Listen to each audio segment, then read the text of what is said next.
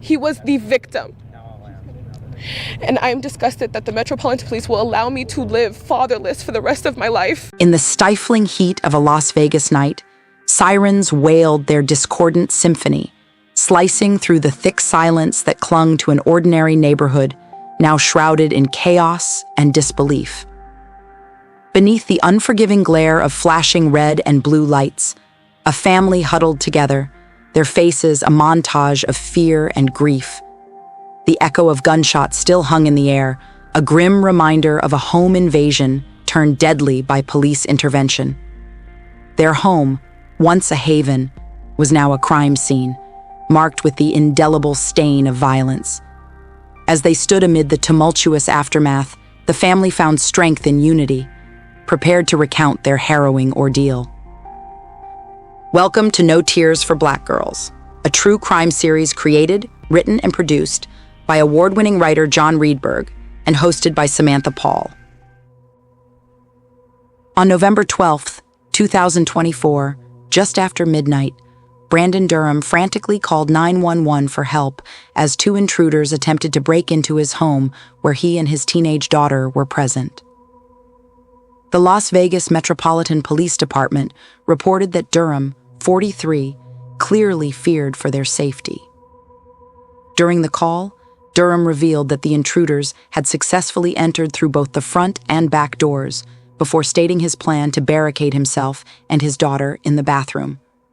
Upon receiving the call at 12:40 a.m., 3 officers, including Alexander Bookman, 26, who ultimately shot and killed Durham, quickly responded to the scene. They were alerted by the damage to windows and vehicles in the driveway, as well as the sounds of screams and pounding coming from inside the house. Bookman pushed through the grand entrance of the luxurious Las Vegas residence with confidence. As he moved further into the dimly lit corridors, he encountered Durham and one suspect, a woman by the name of Alejandra Boudreau, engaged in a frenzied struggle over a knife near a bedroom doorway. Despite initial reports of 2 suspects, authorities have confirmed only one.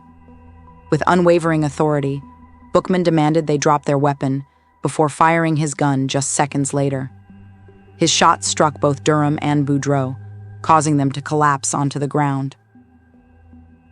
Body cam footage captured during this chaotic encounter shows Bookman firing 6 more shots at Durham as he lay lifeless on the floor. Despite attempts to save him, Durham succumbed to his injuries on the scene.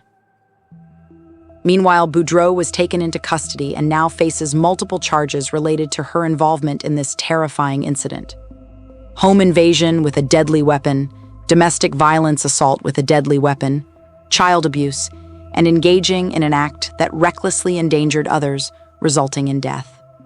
Further investigation revealed that Durham and Boudreau were not strangers. This was not a random act of violence, but a carefully planned attack driven by past events and motives.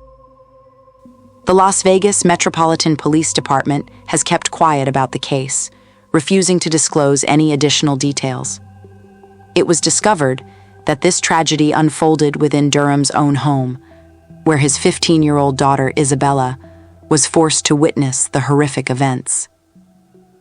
In a heart-wrenching interview with local news station KSNV, she condemned those responsible for protecting society for their actions.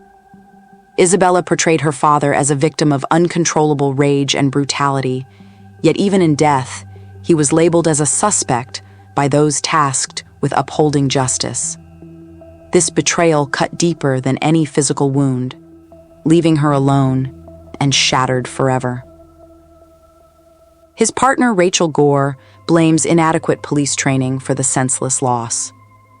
To those who knew him best, Durham was more than a successful realtor or accomplished chef. He was a devoted father to both Isabella and his 13-year-old stepson, Brandon.